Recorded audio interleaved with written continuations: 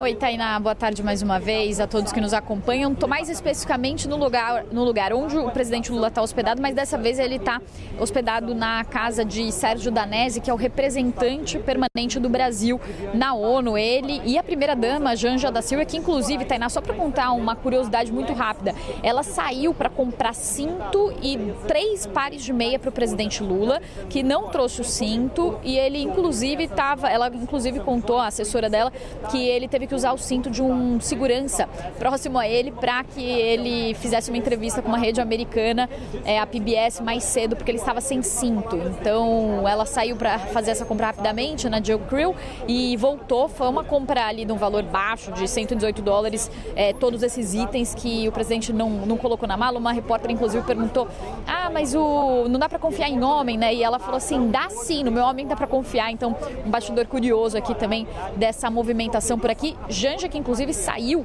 usando um lenço palestino, e hoje, lembrando, vai ter a conferência para a solução de 2 estados, em que vários países devem reconhecer oficialmente o Estado palestino. Alguns deles já anunciaram isso ontem, mas outros vão anunciar hoje. Esse é um dos compromissos da tarde do presidente Lula.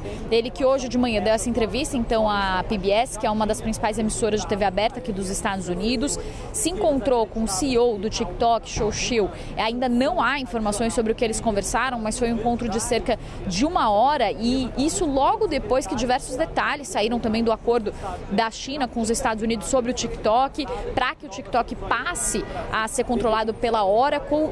Então vão ser 80% ali das ações do TikTok aqui nos Estados Unidos controlados pela Oracle. Vai ser um conselho ali formado por 7 americanos, então a tecnologia, os algoritmos e a privacidade vão ficar sob o domínio dos Estados Unidos e só uma parte sobre os chineses. Então esse encontro acontece em meio a essa discussão e também a discussão sobre regulação no Brasil, depois que o presidente Lula, na semana passada, sancionou a lei contra a adultização nas redes sociais, e também a discussão sobre outros 2 projetos de regulamentação. E aí, falando sobre o resto da agenda, hoje, depois dessa participação na conferência para a solução de 2 estados, o presidente Lula retorna à casa aqui do embaixador para um encontro com o rei e a rainha da Suécia. Amanhã, um grande dia, a abertura do presidente Lula, então, que faz tradicionalmente o primeiro discurso, é uma prerrogativa do governo brasileiro, isso desde 1955.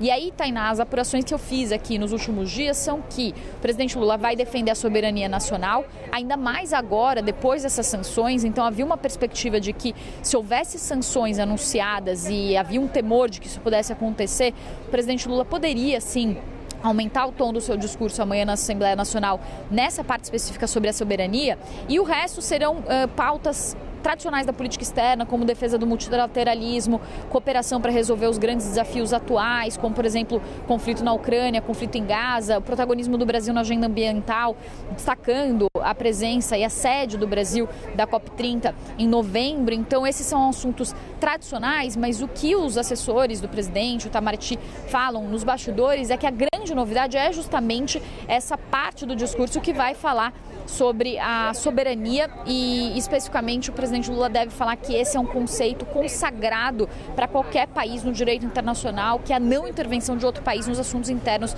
de uma nação. Só para finalizar, Tainá, o presidente Lula também participa daquela cúpula para a democracia que os Estados Unidos não foram convidados e que é organizada por Brasil, Espanha, Chile, países com lideranças progressistas. Também participa de uma cúpula do clima, isso já na quarta-feira, e vai conceder uma entrevista coletiva para os jornalistas e retorna quarta, no fim do dia, ao Brasil. Então essas são algumas das principais expectativas. Claro que novos compromissos podem surgir, bilaterais podem surgir. A Ucrânia propôs uma bilateral para o Brasil, foram mais de 30 convites, mas ainda não se sabe se isso vai acontecer, esse encontro de fato, que vai depender da agenda tanto do presidente Lula quanto dessas outras lideranças. Volto com você.